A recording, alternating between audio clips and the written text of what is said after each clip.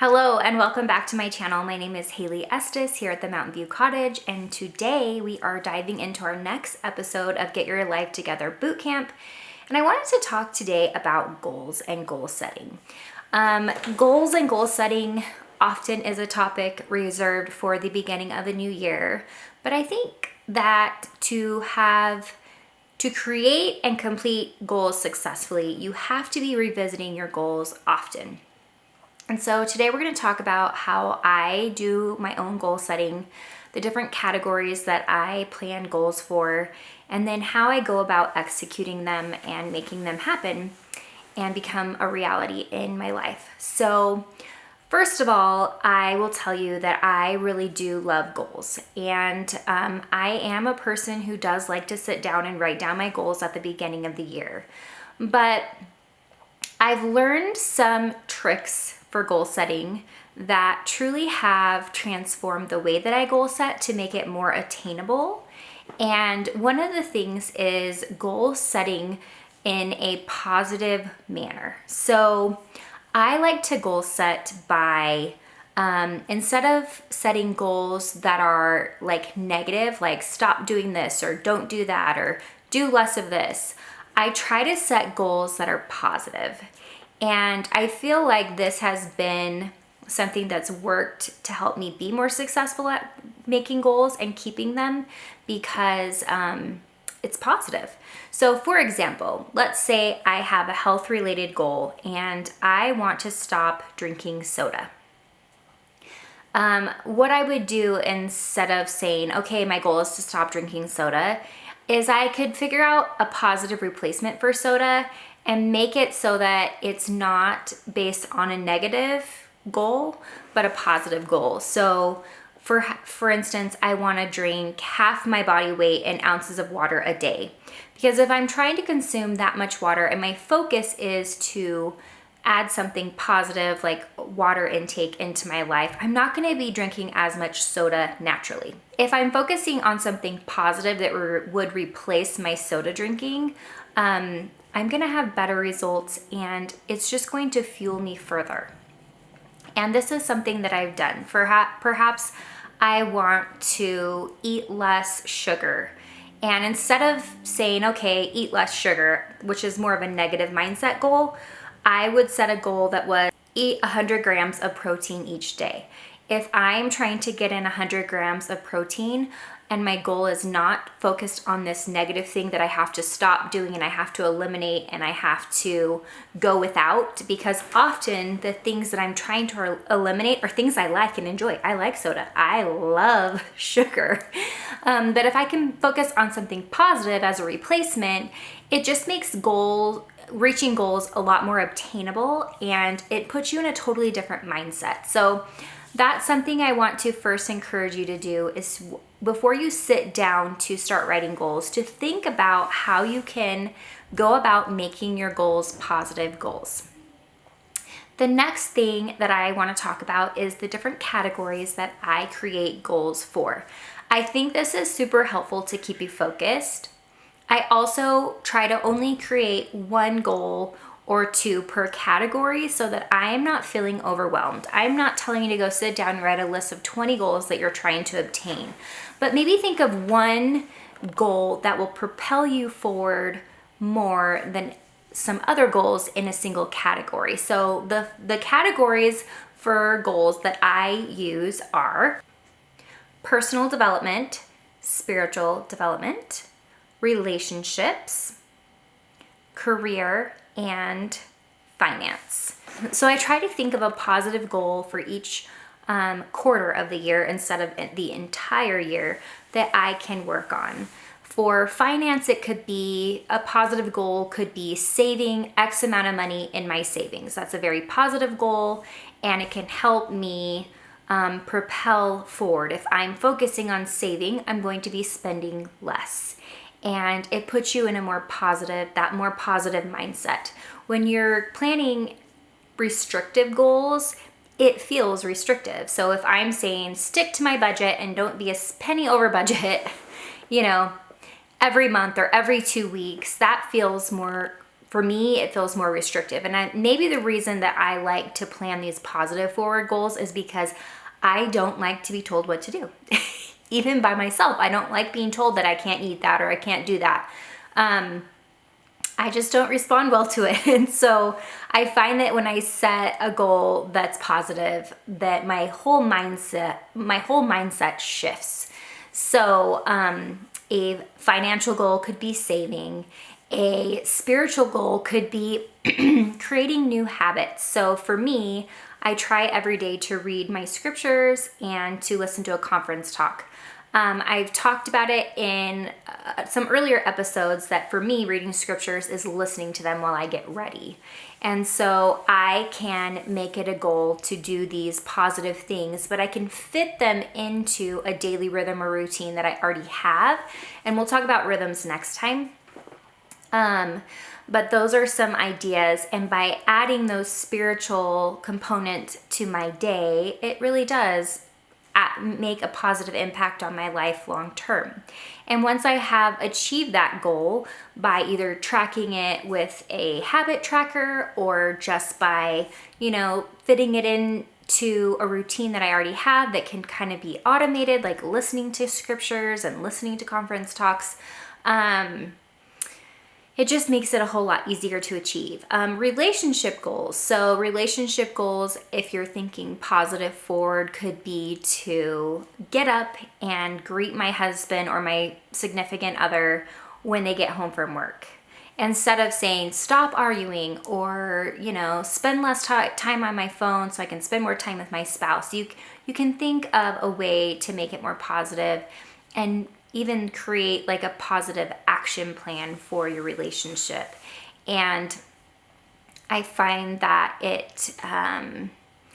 it's noticed by your partner, maybe even if they're not really realizing that these things are happening, but it just kind of sparks a different dynamic in your relationship, because in relationships, there's only so much that you have control of. But what you do have control of in your relationship is how you treat the other person.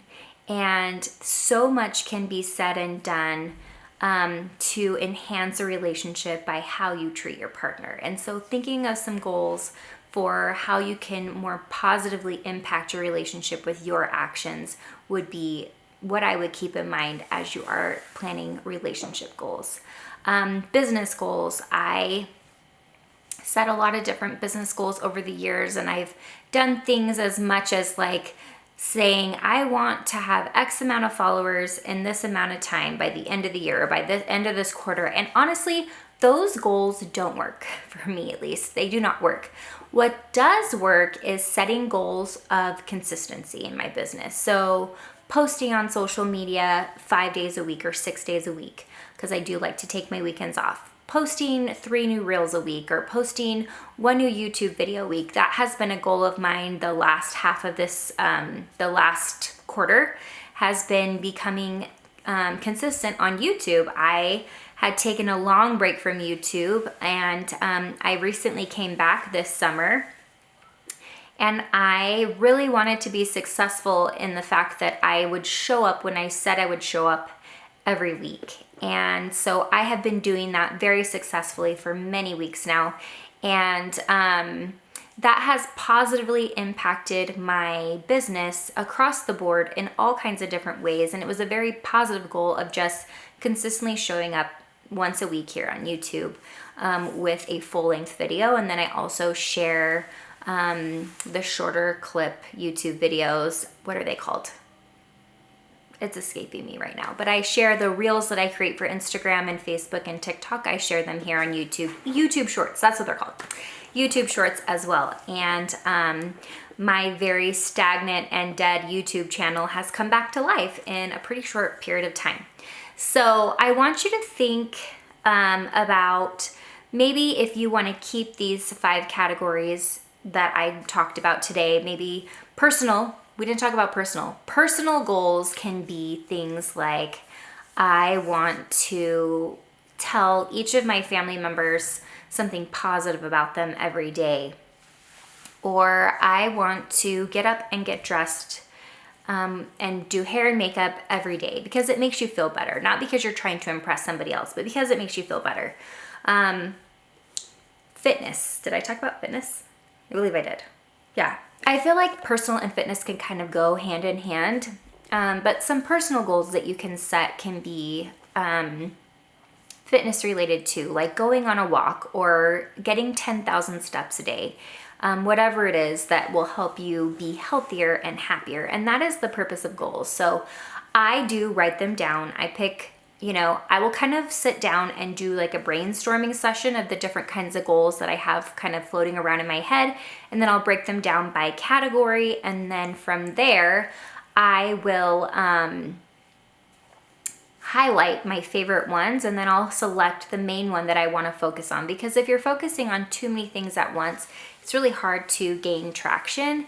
And for certain goals, sometimes they are really hard and difficult. You may completely not focus on all 5 categories in one quarter and just pick the one goal from the one category that's really important to you that you're trying to work on, and that be the only goal that you focus on. So but kind of breaking them down into these categories can help you visualize what you're doing better and be more well-rounded in your goals, so that you, by growing your business, you're not neglecting your relationships. And by, meeting your fitness goals, you're also, maintaining your business goals. I think it's important to set goals in different categories so that you can have some balance. And sometimes it's okay to skew the balance for certain seasons if there is a very big goal that you're trying to achieve, so long as it's not at the detriment to the other categories in your life. Because balance is a lot about what I am trying to share here through this series of managing that balance of being a mom, working from home, being a foster parent, being a homeschool mom. There's all these roles that I play right now every day. And one of the main reasons I wanted to do this series is to share with you how I can do all of those things and still have balance in my life. I don't think there's any such thing as having perfect balance. I think it's a scale, a weighted scale, and it ebbs and flows all day long, truthfully. But making sure at the end of the day that the scales are pretty even is what my goal is. And I do that by creating pockets of time throughout my day and my week where I work on certain things. And that is the same with goal setting. If you're working on different goals for different categories, you can kind of look at the goals that you've set and figure out, well, where can I fit in these goals? Maybe if your goal is a fitness related goal and you're trying to reach 10,000 steps a day, you can fit in a morning walk before you get ready. So your routine currently is that you get up and you get ready and you go. Well, now your routine could change to be waking up 30 minutes to an hour earlier and going on a walk. And then you're reaching that goal, but it's not truly, tipping the scales in other areas because it's not this all-consuming goal. Or instead of working from your desk, you stand and work from the kitchen counter, or you get a standing desk so that you can stand as you do work throughout the day. So a lot of the goals seem difficult sometimes goals seem difficult to achieve, but they're not as difficult when you really sit down and think about what is the exact goal and how can I fit it into my already existing schedule by either carving out a 30-minute pocket of time or just adding it to something that I'm already doing. And with self-development and personal, a lot of what I do is listening to audio or podcasts. And it's so easy if you commute or you drive to work or you drive your kids to school to add audiobooks and podcasts to your daily routine without it really, disrupting the other things happening in your life and making them feel like they're being neglected. So anyway, I feel like I've kind of just rambled on in this podcast, and I feel like I've kind of just rambled on in this episode. But goal setting is important. And so my task for you today is to write down the goals that you have for the different categories, and then you can break them down further into singular goals for each category and kind of prioritize them, and then you can also kind of write down your daily routine and see how you can fit these goals into your daily routine or your weekly routine. Sometimes it's not something that you can do daily. For me, my business, I film YouTube videos every Wednesday, and I often try to film a couple if I can, so that it just, gets me ahead of the game.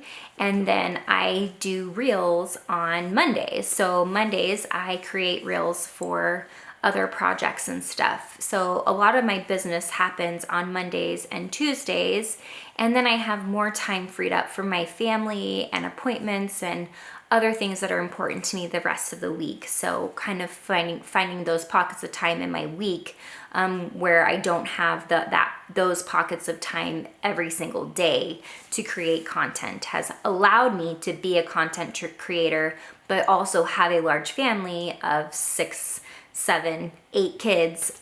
This weekend we had a baby, so we had 8 kids this weekend. But here it still is Wednesday and I'm filming like I had planned to do. So anyway, once again, I'm sorry this is such a rambly episode, but I hope you find it helpful as you are brainstorming goals. And maybe it will help, if anything, I hope the takeaway that you have from this episode is how you can reframe your goals so that they're more positive and transformational in your life, so that you can create positive habits instead of focusing on the negative. And that's something that I find has been really helpful for me in my progress towards achieving certain goals. Anyway, I hope you guys enjoyed this video. I hope you're enjoying this series of Get Your Life Together Bootcamp, and it's just giving you some ideas to positively work on yourself as a mom, as a businesswoman, as a spouse, as a friend, so that you can just show up in your life in a more positive way. I'm just so grateful for all of you that are tuning in and watching this series. And if you have certain things or topics that you would like me to address in this series, I am still in the early stages of creation. So if you want to leave those ideas in the comments, I would love to hear what you want to hear from me, because that's my sole purpose in doing this, is doing this for you guys. So thank you so much for being here today. I hope you guys have a wonderful day.